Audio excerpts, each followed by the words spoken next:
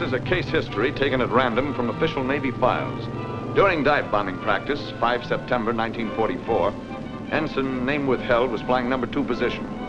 He was one of the best pilots in the squadron. 460 hours, overall average 3.6. Starting his run at 10,000 feet, pushed over in a very steep dive, perhaps 70 degrees. Flap split, 30 degrees.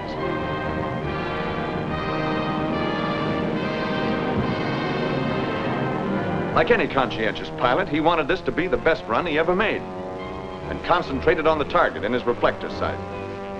He watched the target grow as it came nearer and nearer. Unfortunately, he forgot all about his altimeter, which was begging for attention. As he passed 4,000 feet, 3,500 feet, 3,000. But this pilot figured you get to know these things automatically. Sort of feel where you are by the seat of your pants. The target's the thing to concentrate on. This is it. A little more left rudder. There she comes. Right under the old bazoo. Suddenly, the pilot snapped out of it. That sixth sense told him he was getting low. A glance at the altimeter confirmed it. 1,000 feet. When he pulled back on the stick, it was too late.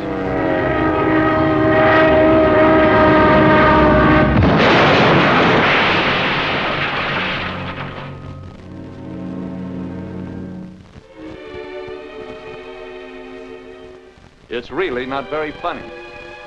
This actually happened, and 2 men lost their lives. Unbelievable. In Navy dive bombing practice alone, the fatality rate has risen to 1 every other day. It's a wonder to me they don't do something about it. Yeah, that's what I've been harping about. Any so-called pilot with 460 hours ought to know better than to rely on his own judgment in high-speed dives, especially close to the ground. Get familiar with the chart in technical note number 72-44. I ought to know it by heart. What it says is, in pulling out of a shallow, slow dive, there's not much loss of altitude. But the steeper the angle and the higher the speed, the more altitude you lose during pullout. The chart goes into it in more detail. This accident didn't happen when the pilot crashed. At his airspeed and angle of dive, he was a dead pigeon when he failed to consult his altimeter as it passed 3,000 feet. That's where he should have started thinking about his pullout in order to begin his recovery at the designated release altitude. But what happened? He got so hypnotized by his effort to stay on the target, he didn't start pulling out until under 1,000 feet. The extra altitude he needed was in the ground. Now remember, men, if you carry a dive too low, 3 other things can happen when you're forced to try a snap pullout.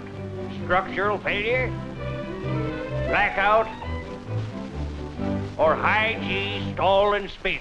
The records show we've got too many hot pilots who can do everything in the book with their plane, but they haven't got this through their skulls yet. Direct hits on a target are very satisfying, but they don't mean a thing if you get your congratulations while 6 feet under.